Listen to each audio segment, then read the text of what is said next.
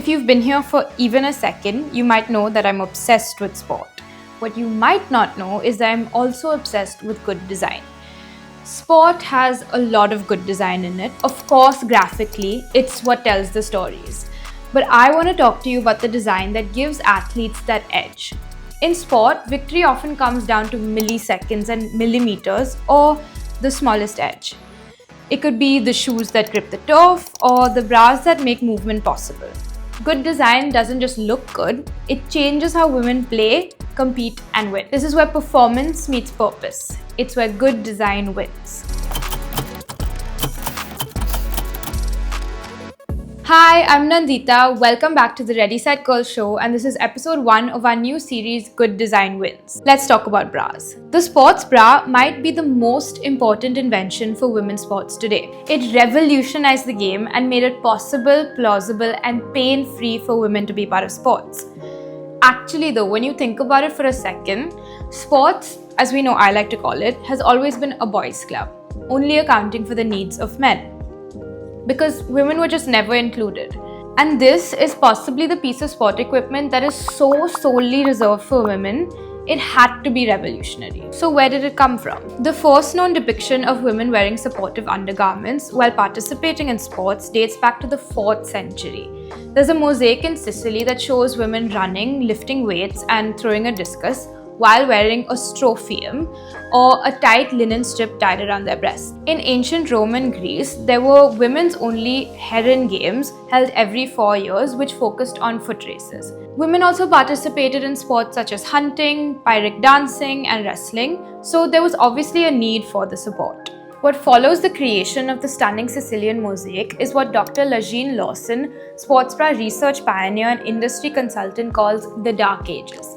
During this long athletic bra winter, women were largely barred from exercise and sport, and the ones that participated simply made do. Bobby Gibb, the first woman to unofficially finish the Boston Marathon, wore a one-piece swimsuit. Tennis star Billie Jean King, and yeah, that one feels recent, would wrap an ace bandage around her chest, and Lawson says that she would fashion the straps of her regular bra to make a DIY racerback style. I ended up with bleeding abrasions on my shoulders and chest after my first marathon, she remembers. So that was clearly not working. We needed a breakthrough. In 1972, Title IX would be passed in the US, which is a federal law that prohibits sex-based discrimination in education program or activity receiving federal funding, ensuring equal opportunity for all individuals in federally funded education. So with this, women were allowed into sport, and it would open the floodgates for female athletes and create a pent-up demand for proper garments that would help them play. While big companies were ignoring the needs of female athletes, in 1977, 3 women, Lisa Lindahl, Polly Smith, and Hinda Schreiber, decided to take matters into their own hands. Their jog bra was first prototyped by sewing 2 jock straps together. All of a sudden, I wasn't having to pull up my bra straps, and I wasn't getting horrible comments when I ran down the street. Lisa Lindahl started running as a way to feel in control of her body. She suffered from epilepsy, so she had a complicated relationship with her body, as I'm finding most female athletes do. But running really helped that. She started to love her body, except for the discomfort caused by her breasts when she'd run. The only options then were to go braless or wear a bra that was one size too small, which didn't really help with the discomfort part. It was her sister who said, "Guys have jock straps. Why isn't there a jock strap for women? Just applied to a different part of the body." That thought seemed hilarious to them at the time, but not a bad idea at all. So she sat down and figured out what a bra designed for running would need to do. The straps wouldn't slip off, you would eliminate bouncing, and it wouldn't depend on hardware. She recounts, "I kept thinking of this man I ran with in the summer, how he could just take off his shirt and tuck it into the back of his shorts when he got hot. I was so jealous of that. Wouldn't it be great if the bra was modest enough so that I could do something similar?" Her friend Polly Palmer Smith was a costume designer, and Lisa asked her to help. So just a day after the idea came to her, she was in Polly's costume shop already constructing. Polly wasn't a runner at all, but she liked a challenge. So they started working on it. Polly said there was only one other thing harder to create than a bra, and that was shoes, because you needed 3-dimensional support. They sewed 2 jock straps together before Smith was freestyling. two straps crossed in the back to keep them from sliding down, and a sturdy elastic band beneath the breast for support.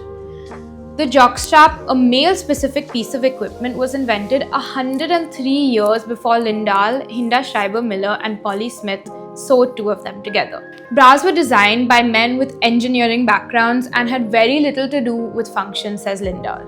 Lindahl tested it out while Smith's assistant Miller ran backward in front of her.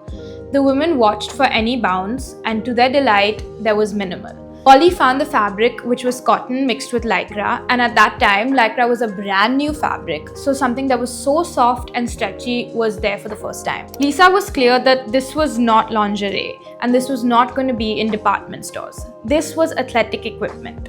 It had to go in sporting goods stores, but at the time, those were all small, independently owned businesses where the owners were usually jocks. So the impression was that they were probably not progressive enough to welcome women into sport. Lisa would walk into these stores and these guys would say, "What? A bra? Are you kidding?" And she'd respond, "Well, you sell jock straps, don't you?" And ask them how much of the traffic in their store were women. And that would stop them. A lot of the customers were women, and a lot of these women would buy the jog bra. Their enthusiasm and sincerity turned out to be what set them apart and convinced people. They were also maybe the first, or at least one of the first, women-owned businesses in the industry. Of course, there was resistance, like people not believing it would sell, but no extremely negative encounters. It was just the right product at the right time. The jog bra went on to sell 25,000 units in its first year, attracting the attention of big corporations. Lisa said, "My intention was never to make money or start a company. I just wanted to keep running. I really didn't understand the impact until the Smithsonian put out a statement crediting the passage of Title IX and the creation of the sports bra with really empowering women and girls to become the athletes that they could be." That really took me aback. Their swift success opened the floodgates for more sports bra innovation. By the 1990s, women's sports apparel boomed with companies like Moving Comfort, Reebok, and Nike entering into the competitive space, the latter developing the first compression sports bra in 1999. Within the next few years, then PhD student Lawson decided more attention deserved to be paid to the development and construction of this critical piece of apparel. She began studying breast movement using a movie camera, and in 1984 published the first scientific study of sports bras, which showed that different styles of bras worked best for different breasts. In the 90s and the 2000s, sports bras went from something women typically sported under their uniforms to being a critical part of the uniform itself. For the 1996 Olympics in Atlanta, Georgia, Champion unveiled the first women's Olympic uniform that included a sports bra. The incredible sprinter Gail Devers went on to win gold while staying supported with red, white, and blue bras. And in the 1999 World Cup came what I think is one of the most iconic moments in sports bra history, the Brandi Chastain picture. The football star Brandi Chastain kicked the winning goal and tore off her shirt in an act of celebration in a moment that would be dubbed as when the sports bra was seen around the world. The act of unbridled celebration created one of the most famous moments in women's sports in general. "I had no idea that that would be my reaction," Chastain said. "It was truly genuine. It was joy and it was gratitude all wrapped in one." And perhaps that moment set into motion a movement for other such moments. Because in 2022, when Chloe Kelly took off her shirt out of pure joy and elation at the finals of the Euros, all I could think of was Brandi Chastain. Also, a little side note, but I think it's interesting how frequently we see male footballers take off their shirts to celebrate a goal, even when they know it will earn them a card. These moments for female players are few and far between. And maybe that's why Brandi Chastain's 99 moment became so iconic. At the time, critics called it inappropriate and that it took away from the focus of the game. Even now, if a female footballer does this, it's called memorable and controversial, or some other adjective pairing that feels kind of underhanded. Chastain herself said, "There's something primal about sport that doesn't exist anywhere else.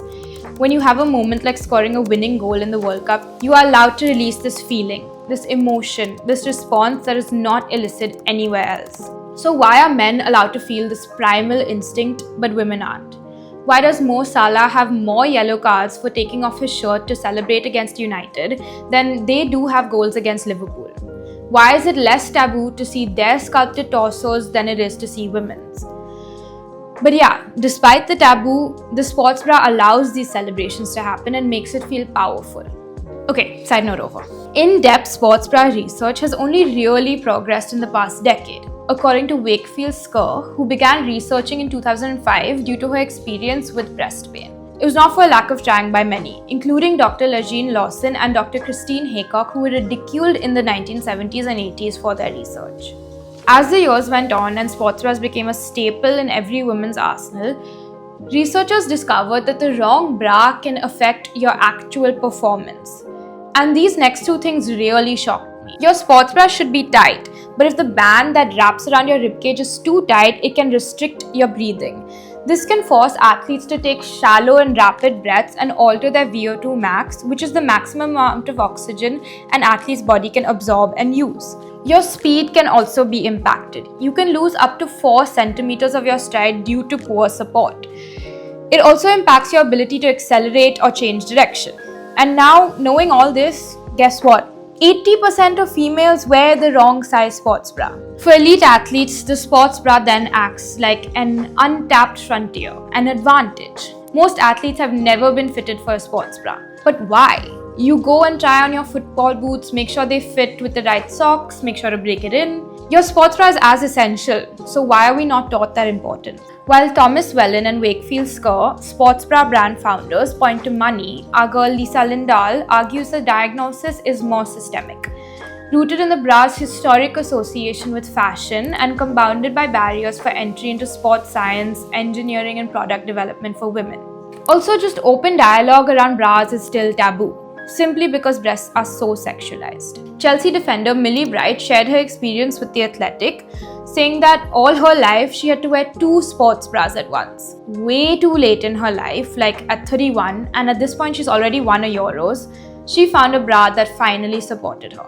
And she loved it so much that now she's an investor in the company and is continuing to talk about her struggle with sports bras so more people know how important it is. Demand for better research and governance is growing in tandem with sport participation among women and girls. With star athletes like Millie Bright investing in something like this, there's hope that women will provide where funding was previously starved. I've not only made the decision to invest for myself, but for the next generation, Bright says. We all know in the women's game, visibility of women is so important. Today, the sports bra has become mainstream, part of high street fashion. And honestly, a lot of people are kind of growing rapidly against this. At the Olympic Games in Paris last summer, sports bras were deemed as an item of equipment for British athletes rather than part of apparel sponsorship deal. And that is what the women's sports world wants to continue to strive for. The sports bra has proven to be life-changing. When I see those pictures of Brandi Chastain and Chloe Kelly, I feel a sense of freedom and power. I feel their pure joy. It symbolizes a design that made a place for us in a world that was trying so hard to keep us out. It really feels like it legitimized us in the world of sports. It's one of those things that you don't even stop to think about now. But when you take a second, I actually have no idea what we do without them. Like, genuinely, we would not be able to function or play, and the world would be devoid of the talent that female athletes bring to the table. And I sure as hell know that I do not want to live in that world. So, Lisa Lindahl and Polly Smith, thank you from the bottom of our hearts. Thank you so much for watching episode 1 of Good Design Wins. Join us next week for episode 2. Like, comment, and subscribe, and see you next time.